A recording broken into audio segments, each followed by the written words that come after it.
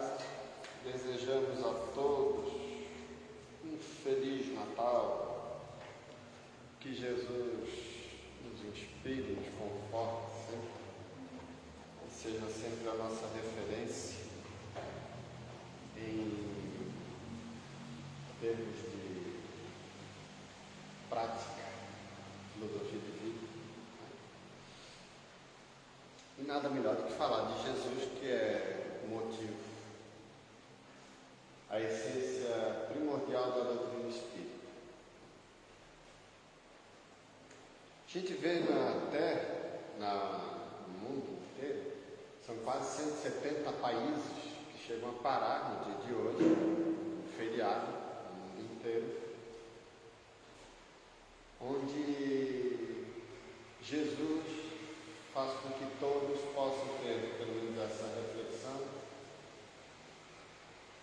param tudo, unem-se, isso na imensa maioria do mundo cristão.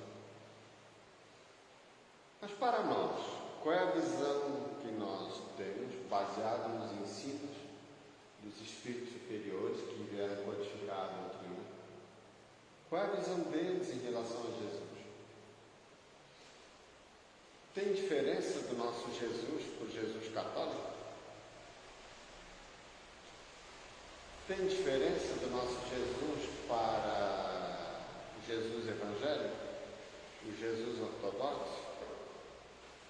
Para os materialistas que entendem Jesus, cada um com seu ponto de vista, mesmo não aceitando, tem diferença o nosso Jesus para o Jesus deles?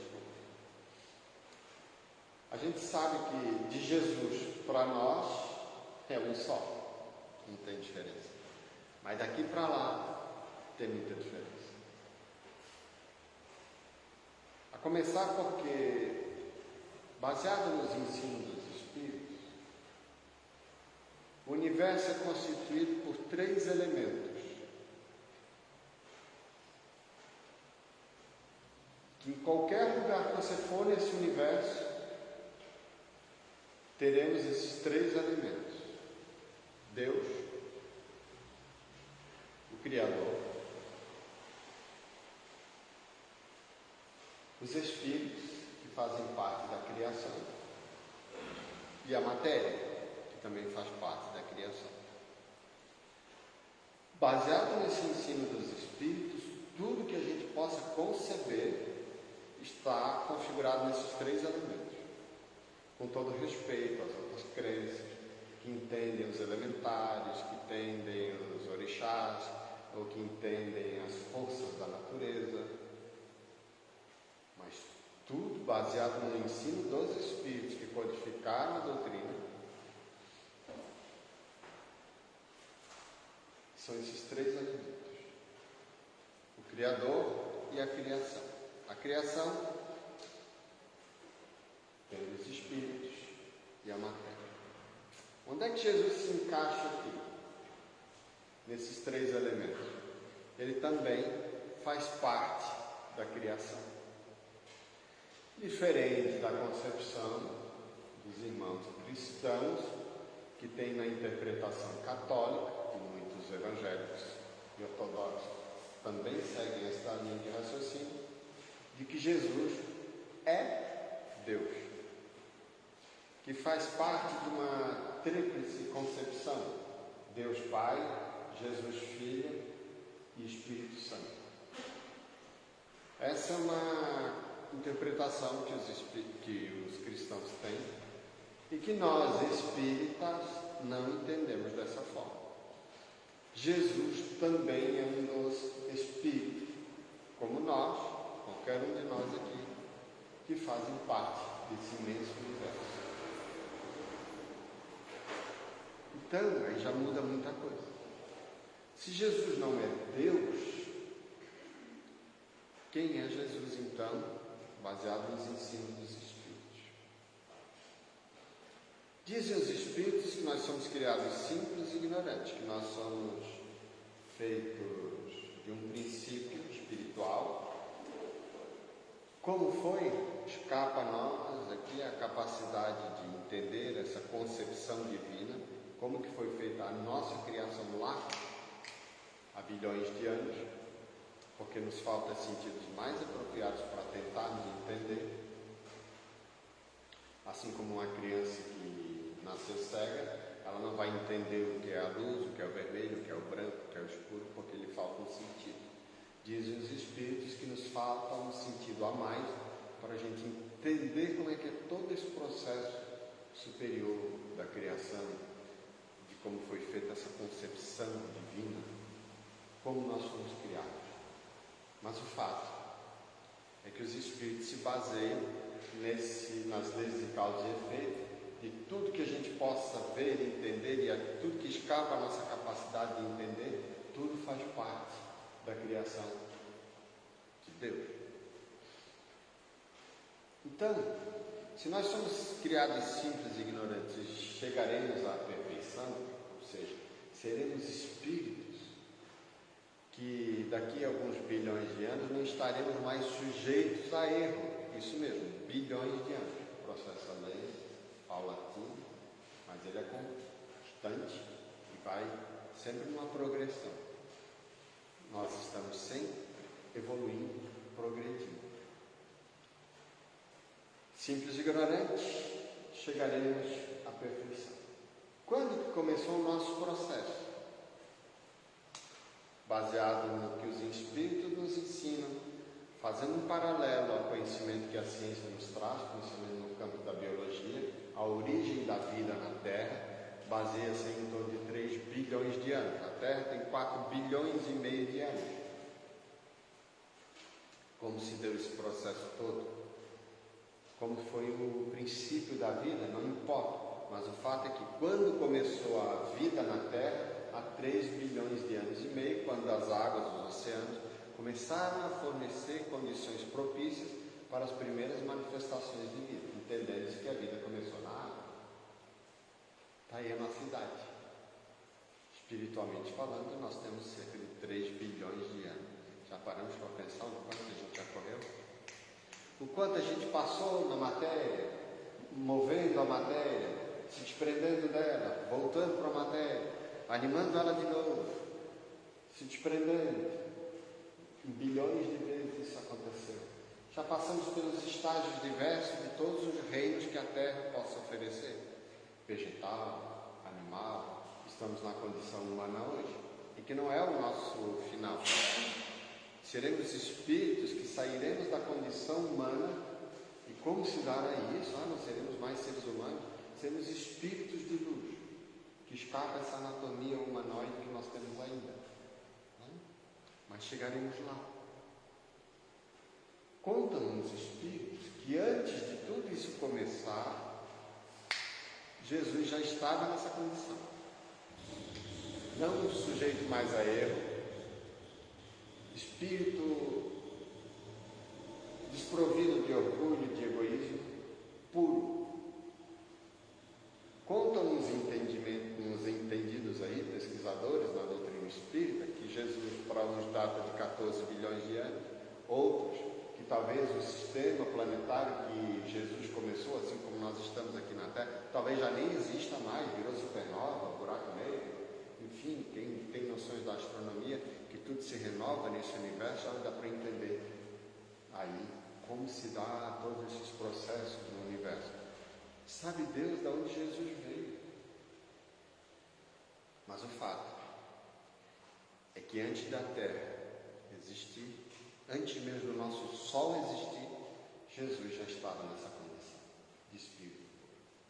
Dizem os Espíritos que eles assumem a responsabilidade, com toda uma equipe de Espíritos superiores, de gerenciar a formação de um novo planeta para servir de morada a espíritos que acabam de ser criados.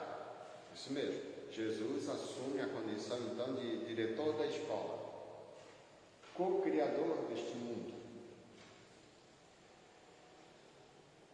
Para que ele então pudesse trazer a sua mensagem de amor, dizem uns que ele levou milhares de anos para ir se adaptando gente tenta interpretar Jesus com a nossa regra, como se fosse tipo todo para ele se adaptar e reencarnar na Terra, que Jesus só veio uma vez.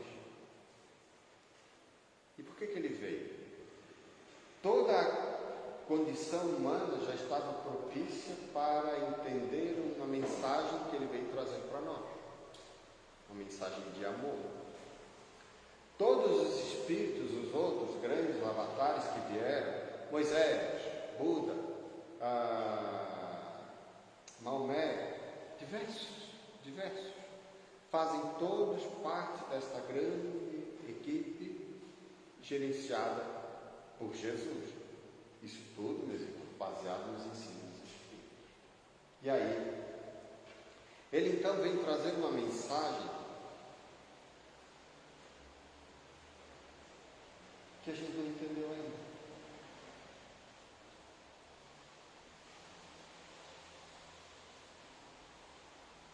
Ele faz uma promessa, porque à época ele deu a informação, ficou tudo registrado, grande parte, muito com o tempo foi se dispersando, mas a base continuou. A mensagem sólida do cristianismo, apesar das diversas bandeiras, esse é um consenso de todas elas. Ama teu próximo como a ti mesmo, e a Deus sobre todas as coisas. E vice-versa. Essa é a base do Cristo. Não entendemos a época porque não tínhamos sequer noção do mundo que a gente vivia. Achava que tudo era plano. A Terra, então, a humanidade, então, vai evoluindo e ele faz uma promessa que enviaria um Consolador, o Espírito de verdade, que traria informações e resgataria informações que foram perdidas, que à época quem tinha ouvidos para ouvir não entendia. Quem tinha olhos para ver não entendia. Precisou-se passar uma maturação nossa para chegar onde estamos hoje. Já começando a entender com mais facilidade a mensagem de Jesus. E aí então, nós entendemos que essa mensagem, que esse Consolador é a doutrina espírita. Que não veio na forma de um Espírito Santo, mas toda uma quantidade de espíritos superiores que precisaram ser afastados da Terra para saírem da concepção apenas mundana do mundo nosso e viajaram em imensas galáxias para entender aí toda a imensidão do Criador.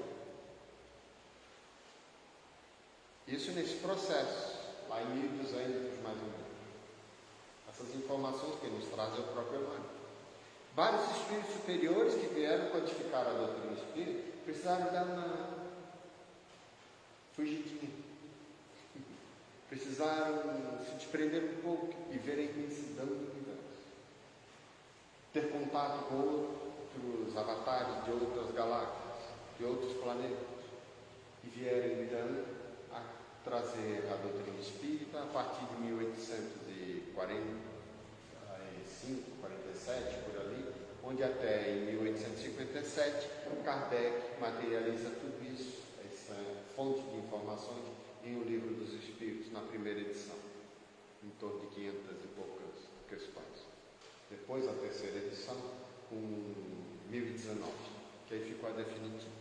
1019 perguntas, onde os Espíritos nos dão assim a pedra base para a gente começar a entender tudo. De onde tu veio? Para onde que nós vamos? O que nós estamos fazendo aqui? O que nós somos? O que nós somos? E aí começa a mudar tudo. A forma como tu se vê, a forma como tu se enxerga no mundo, a forma como tu interage com o mundo. Quando você começa a entender esse conhecimento dos Espíritos, que se baseiam em Jesus, começa a mudar tudo. materialismo que a gente traz arraigado começa a amolecer. Ele está em grau maior ou menor, está em todos nós ainda. Ele começa a amolecer. Ele começa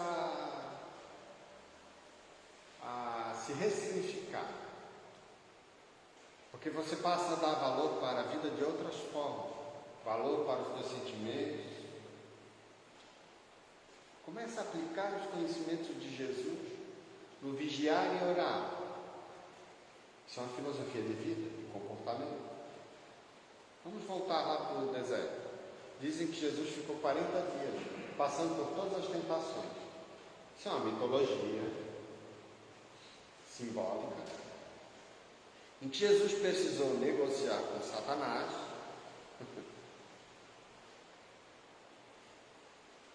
para que não cedesse às tentações dele, para se mostrar fiel a Deus. Isso é uma interpretação da humanidade, que com a nossa régua muito torpe ainda, interpreta Jesus com as nossas imperfeições. Jesus não precisou passar por nada de tentação. Ali ele mostrou quais são os caminhos que, para nós chegarmos até esse estado mais puro, que não estaremos mais sujeitos a erro, vamos passar pela luxúria, vamos passar pelas tentações do poder, da sensualidade, do orgulho, do egoísmo e todas as suas variantes. Foi só um caminho que Jesus fez questão de mostrar. Vocês vão passar por tudo isso.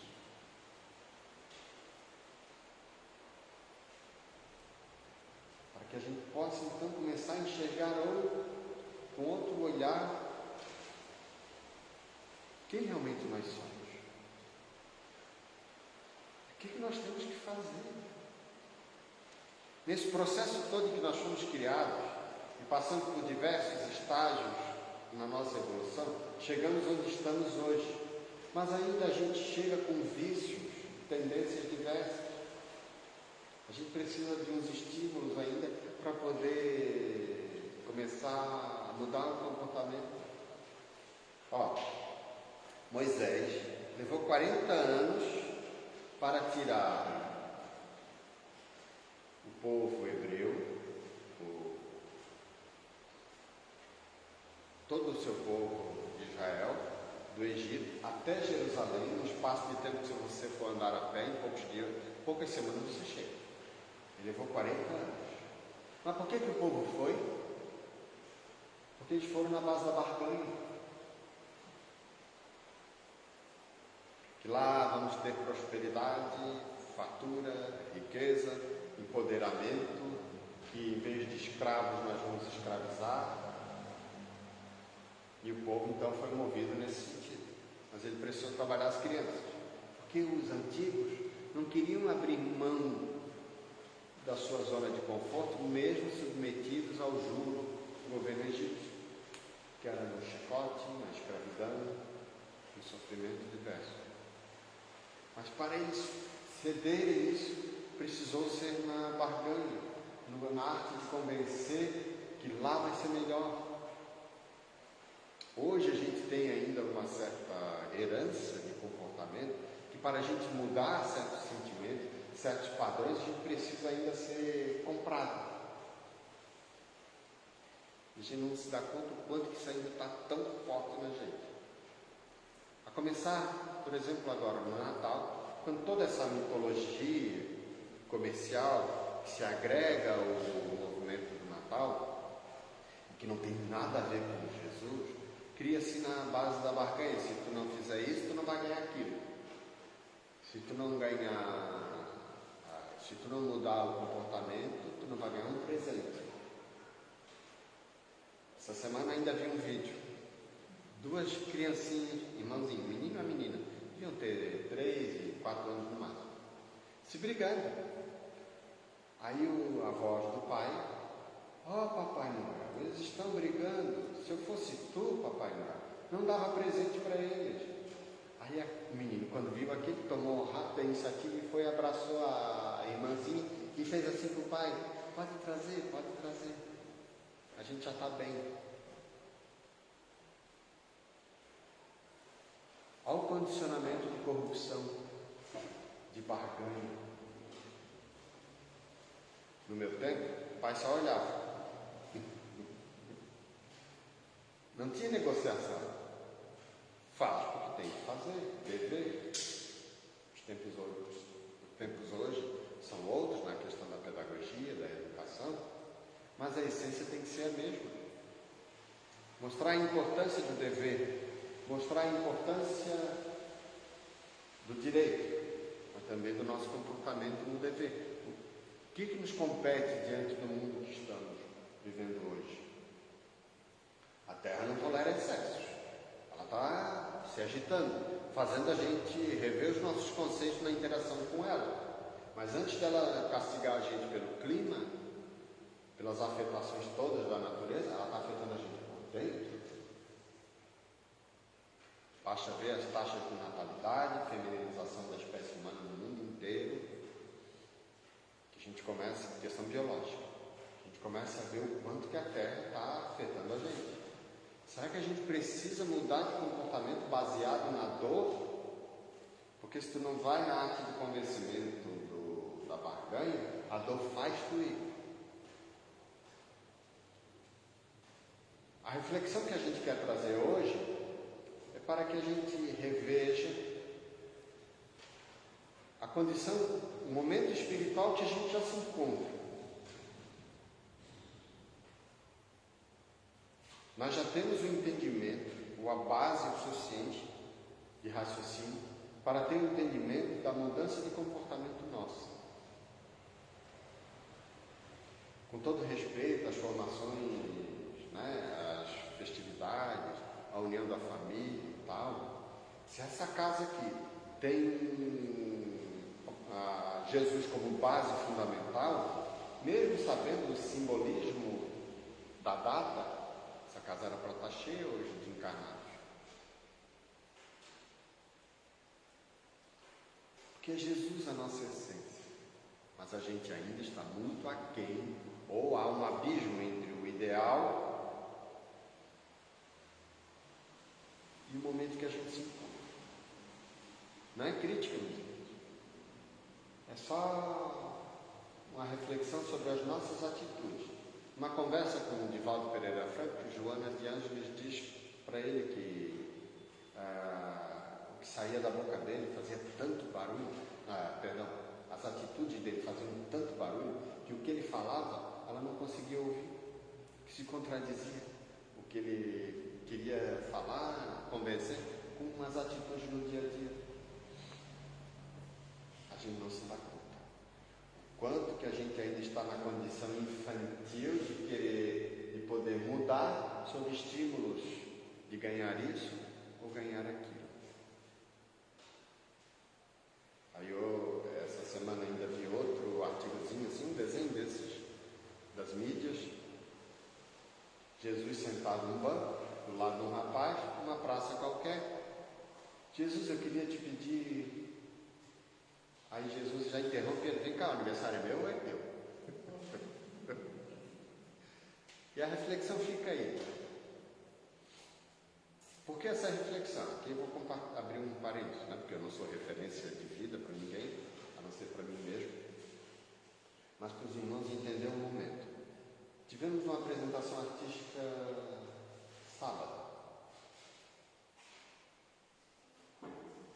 em que cada personagem veio representando, cada ator veio representando um personagem, e essa personagem descreveu o momento em que Jesus nasceu na história espiritual dela. Veio Padre Matácio, veio Irmã Dulce. Quando que eles despertaram, saíram da condição de pedintes, da condição de receptores, para fornecedores, para agentes transformadores, para produtores, em vez de consumidores. Quando que aconteceu isso? Aí teve um das personagens que fez a pergunta: e você, será que Jesus nasceu mesmo no teu coração? Nisso parece que eu entrei num torpor, em que me cena na mente, alguém estendendo com as mãos, só vi o braço, um cestinho de junco, esse assim, feito manualmente, todo envernizado, bonitinho, assim na simplicidade, vazio. Aí vem uma vozinha, daquelas que são um efeito de trovada, assim, o que tens para me oferecer?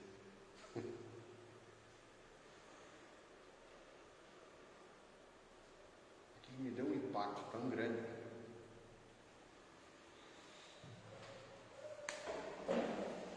A sensação de vazio. Sabe quando tu é pego de surpresa e a criança não sabe o que dizer? Me senti infantilizado nessa hora. Comecei a refletir.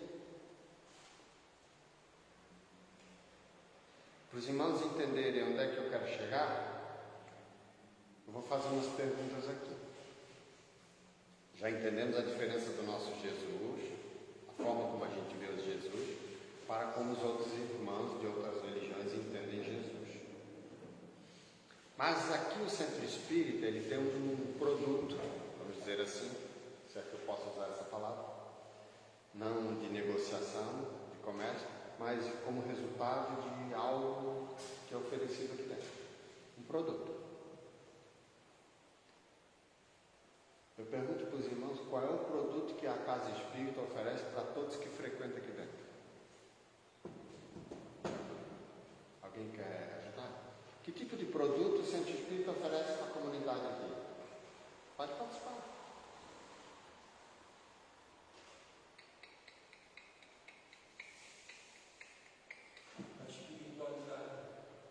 A espiritualidade. Ótimo. Mais alguma coisa? O que é a Casa Espírita? Ou o que vocês vêm buscar aqui? Esclarecimento. Consolo. Ensinamentos. O que mais? Amor.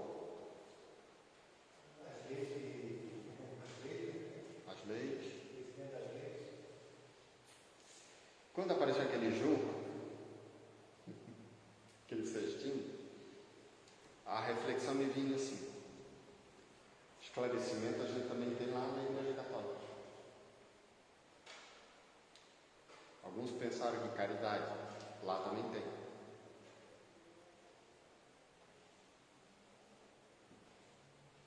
As leis, no templo evangélico também tem. O que o Centro Espírita oferece que a gente não encontra nos outros lugares? Lá também tem os ensinamentos. Nos outros lugares também tem esses ensinamentos. Mas o que nós temos aqui que não é oferecido nos outros lugares? Fé raciocinada. Como? Uma fé raciocinada. Uma fé raciocinada. Não, lá também tem fé raciocinada, cada um do seu jeito. O que eles encontram aqui que não encontram nos outros lugares?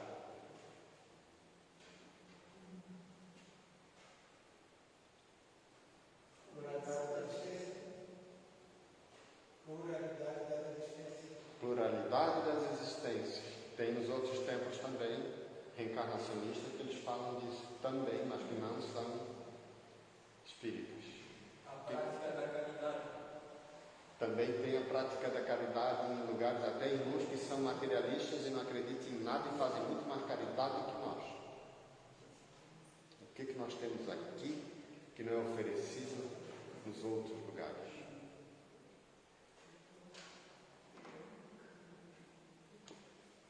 A doutrina espírita. Tu não vai ver um padre ensinando espiritismo. Tu não vai ver um pastor ensinando espiritismo. Aqui se encontram informações que a gente não vê em lugar nenhum, a não ser a codificação espírita. Essa é a essência central desse centro espírita, ou qualquer casa espírita que se intitule séria. Kardec definiu vários tipos de associações, as sérias, as frívolas, as não sérias, tanto faz. Mas aqui é uma casa espírita, centro espírita sério. O que a gente encontra aqui? A doutrina espírita.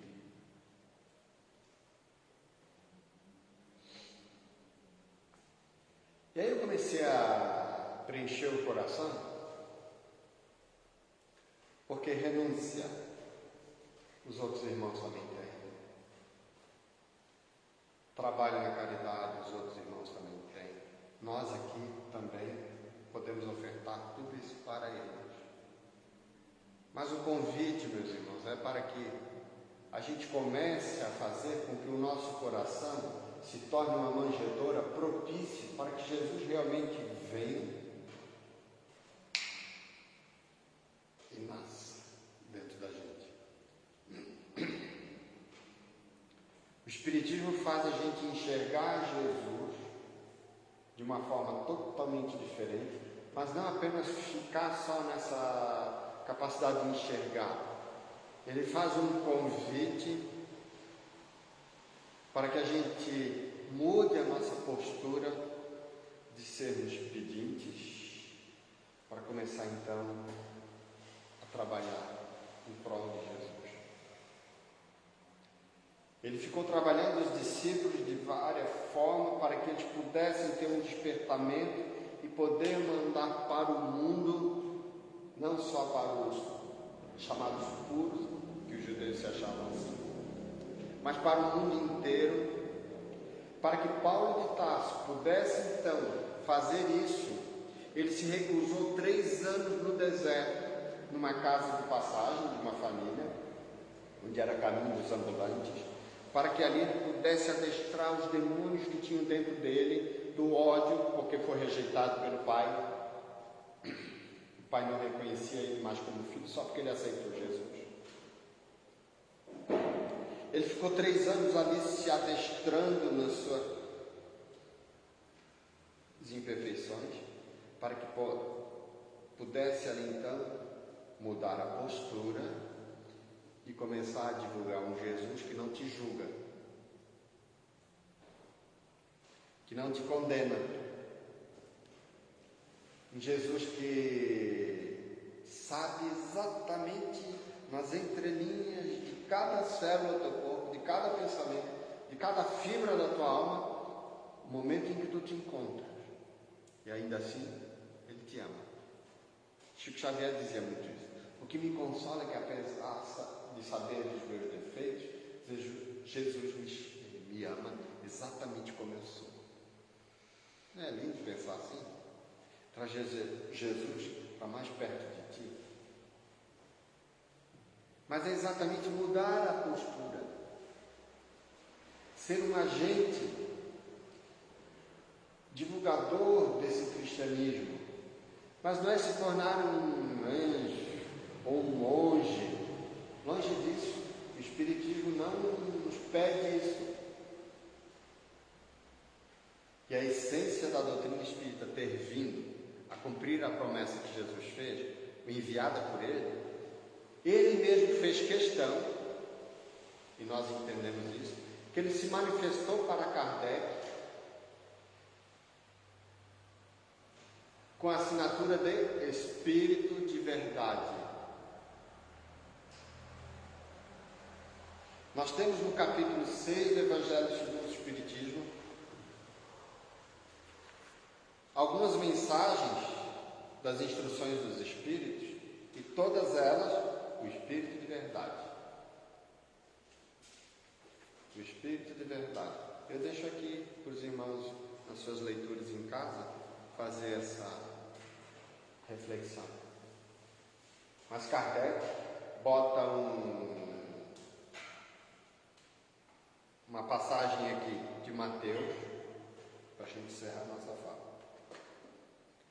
Vinde a mim, vós que estáis aflitos e sobrecarregados, que eu vos aliviarei. Tem um verbo aí nessa frase. Vinde, porque Jesus já veio, mostrou o caminho, não veio salvar ninguém. Ele veio mostrar o caminho pelo qual nós temos que percorrer. E Ele não vai incorporar na gente para fazer a gente ir. E nem o Espírito de luz faz isso. Interferir no nosso momento em que a gente se encontra. Esse momento, para que Jesus realmente renasça dentro de nós, encontre o nosso coração com a condição de pode ter morado aqui dentro, Ele fez único, exclusivo pedido. Vinde a mim, vós que estáis aflitos e sobrecarregados. Então nós vamos ter que ir a Ele. Nós estamos aflitos? Quem não tem? Nós estamos sobrecarregados? Quem não tem os seus momentos de oscilação na vida? E Ele faz o convite: venham, tomai sobre vós o meu jugo. Jugo é o fardo que tu carrega. E Jesus te dá um fardo. Que fardo é esse? E aprendei comigo, que sou brando e humilde de coração.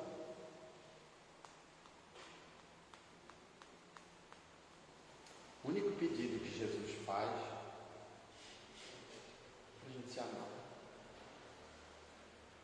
E por que é tão difícil? A hora que tudo vem, de repente me contraria, a gente já fica...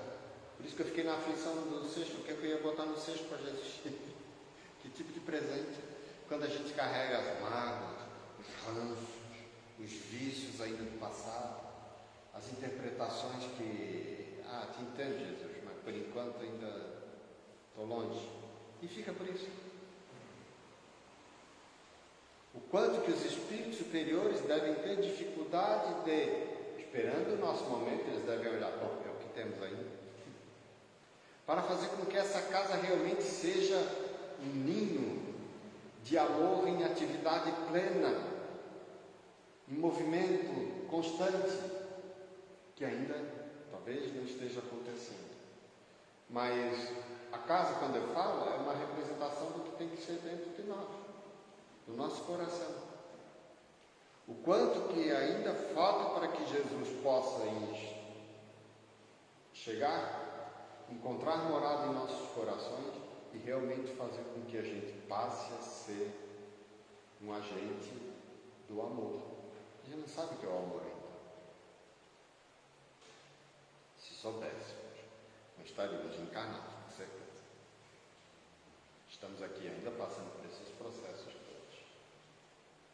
Então que a gente possa ir agora, cada um seu jeito. Imaginar Jesus na tua frente. Conversa com Ele. O que eu tenho para te oferecer?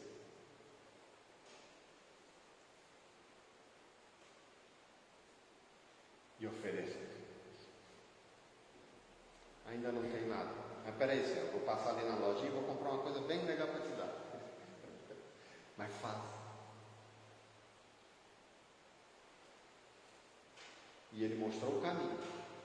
Toda vez que vestirdes um desses, saciar a sede, saciar a fome, acolher, é a mim que estás fazendo.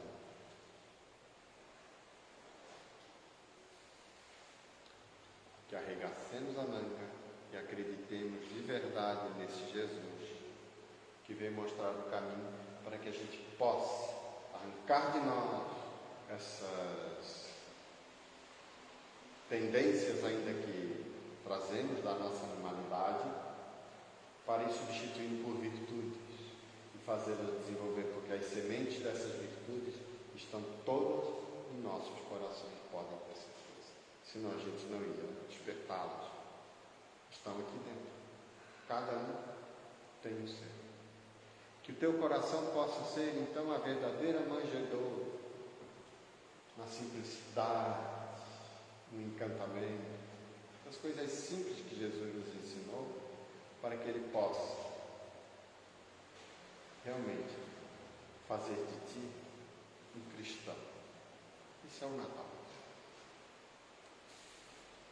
E a disciplina do horário nos pede para encerrarmos, mais uma vez, o desejo que Jesus possa encontrar no teu coração as condições necessárias para começar a processar, a transformar, a verdadeira transformação da humanidade que é aqui dentro, se autoconhecendo como espíritos imortais que nós somos. Feliz Natal! Que Jesus nos conforte a todos, uma ótima semana, que possamos levar essas vibrações àqueles que convivem conosco lá fora, porque é lá que o mundo espera de nós o doutrina espírita vivenciar, principalmente em nossas consciências. Obrigado pelo acolhimento, a presença de todos vocês, que são a razão da existência dessa